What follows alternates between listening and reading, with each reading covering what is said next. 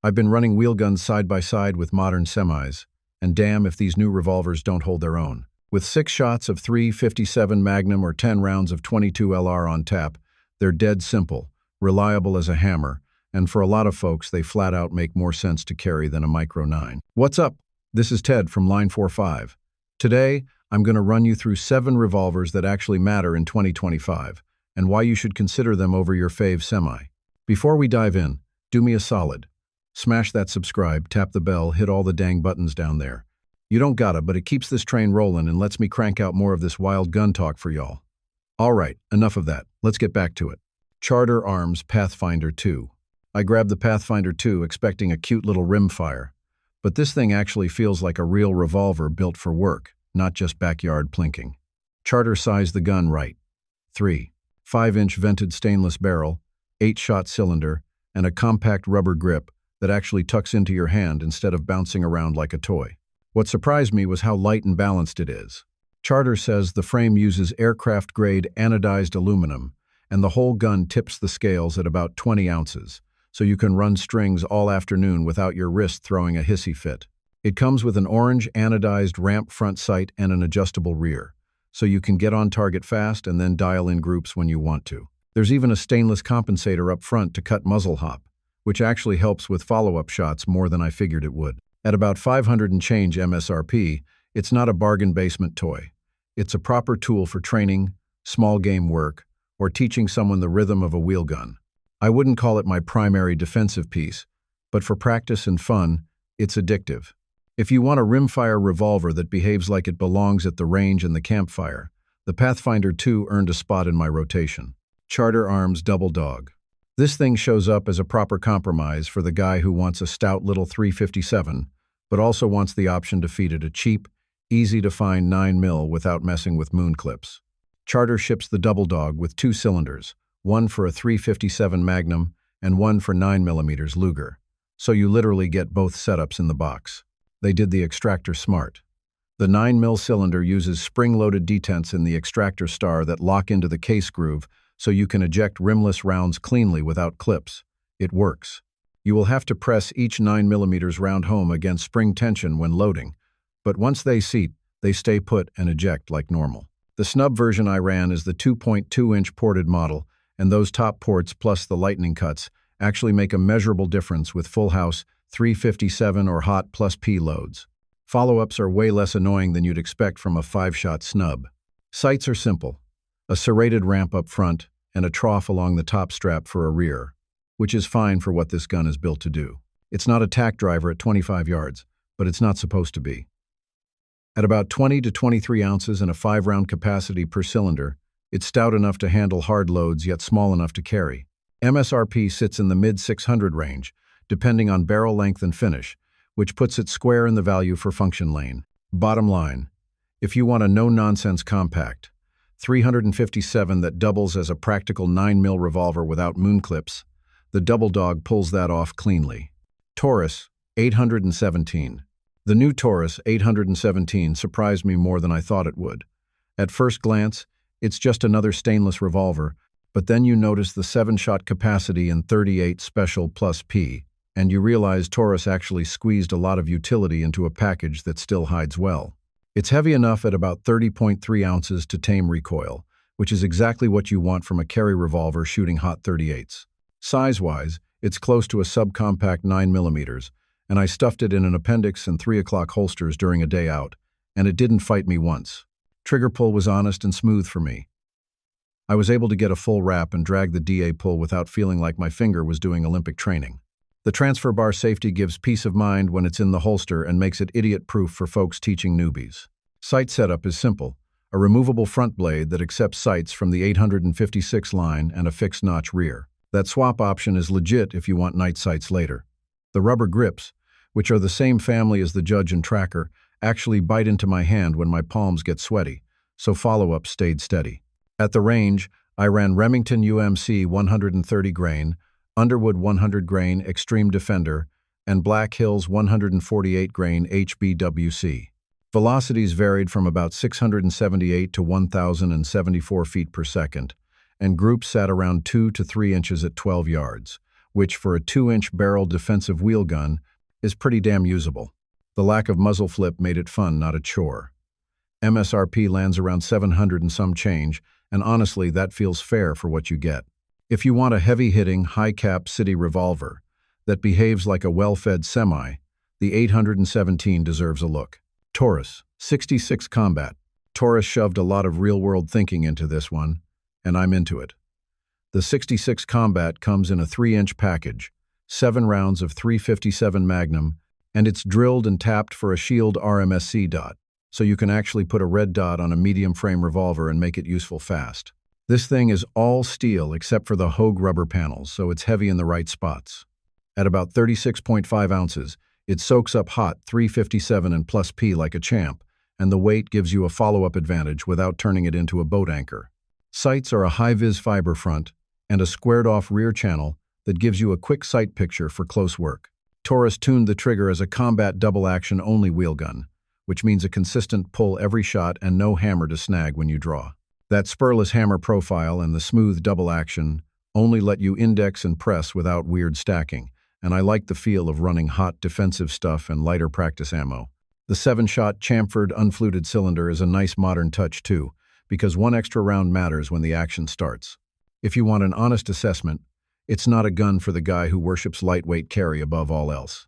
It's for the shooter who wants a hideable revolver that actually shoots like a fighting gun, can wear an optic, and take serious defensive loads without being a fussy museum piece.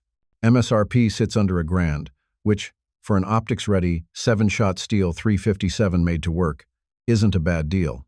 Colt King Cobra Target. 22 LR. I took a Colt King Cobra Target in 22 LR to the range, and I gotta say it surprised me.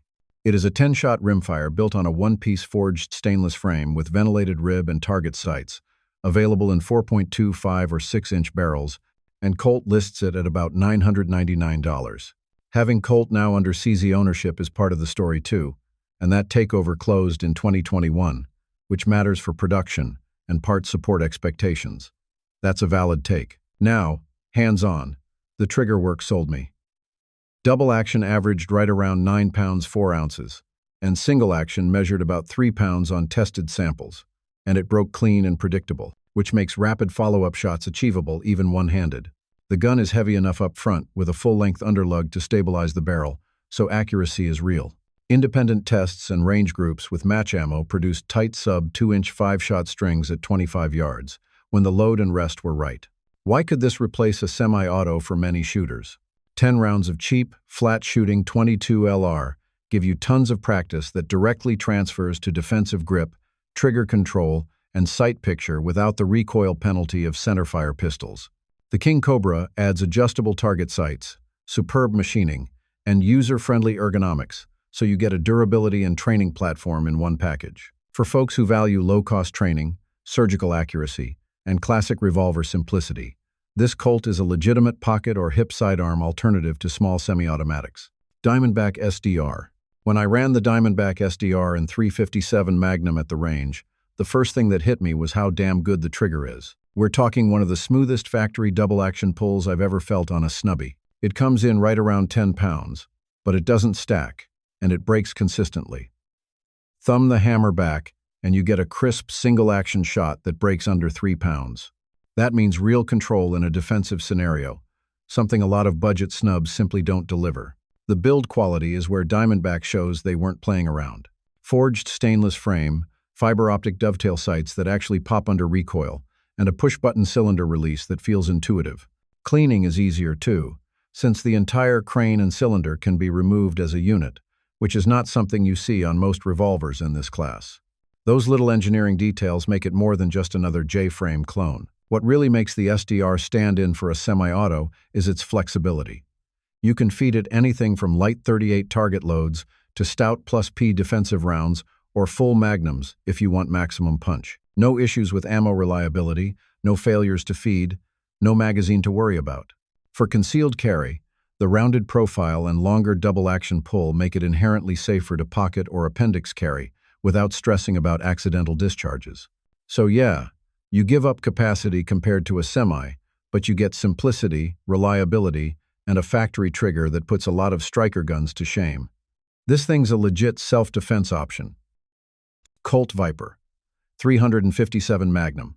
It was late 2025 when I first got behind the Colt Viper, and it hit me how much sense this revolver makes as a carry gun. 6 rounds of .357 Magnum or 38. Special in a mid-size frame. And the thing weighs just under 27 ounces. That's lighter than a lot of compact 9mm striker pistols people tote around. Yet it still has enough heft to keep recoil manageable. Colt went with a 3-inch barrel on this version, which is basically the sweet spot for balancing concealability and shootability. What gives the Viper an edge over semis is how damn simple it runs.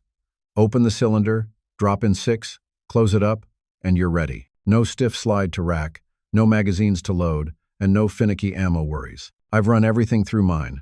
38 wad cutters, plus P defense loads, full power 357, and it just eats them all. A semi-auto in that size range can choke on weird loads, especially low-power stuff. But a wheel gun like this doesn't care. The ergonomics are there too. Colt ships it with walnut grips, but the aftermarket is wide open. I swapped to a Hogue monogrip and suddenly even hot 158-grain Magnums felt under control. That grip flexibility is a big deal because it lets you tune the gun to your hand, something you can't really do with most polymer semis outside of backstraps. Power is another reason the Viper hangs with or even beats semis. A 125-grain .357 mag can push 1,500 feet per second, delivering over 600 foot-pounds of energy. That's well above standard 9mm or 45 ACP numbers, and only matched by 10mm autos. Yet with 38 specials, you can practice cheaply and easily without punishment. For a defensive revolver you can actually conceal and shoot well, the Viper makes one hell of a case against pocket autos. Smith & Wesson Model 610 Mountain Gun. I shot the Smith & Wesson Model 610 Mountain Gun, and it changed how I view revolvers replacing semis. That N-frame 6-shooter runs 10mm auto and will accept 40 S&W with moon clips, so you get power or cheaper practice without swapping guns. The 4.25-inch tapered stainless barrel and 40.2-ounce weight steady the sight picture and tame recoil, so follow-ups come faster and truer. The 610 is a straightforward hard-use tool.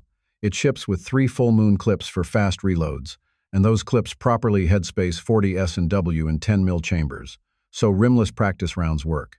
Moon clips make reloads magazine-like, while keeping revolver reliability in dirty or neglected conditions. Fit and finish are honest and real. Lipsy's exclusive mountain gun has a one-piece forged stainless barrel, Tyler walnut grips, and a partridge gold bead front with adjustable rear so you can tune the point of impact. The underlug and front-heavy profile help the gun track and reduce muzzle flip for controllable follow-ups. If you value simplicity, cheap practice, and reliability, this revolver will replace a semi for many shooters. 10 rounds of 10mm or the option to run economical 40 S&W gives you training options. The transfer bar double action adds safety, and moon clip reloads are fast enough for defense. Practical accuracy, durability, and a gun that just works give you a defensive platform worth carrying. It is honest, heavy, accurate, and built to last.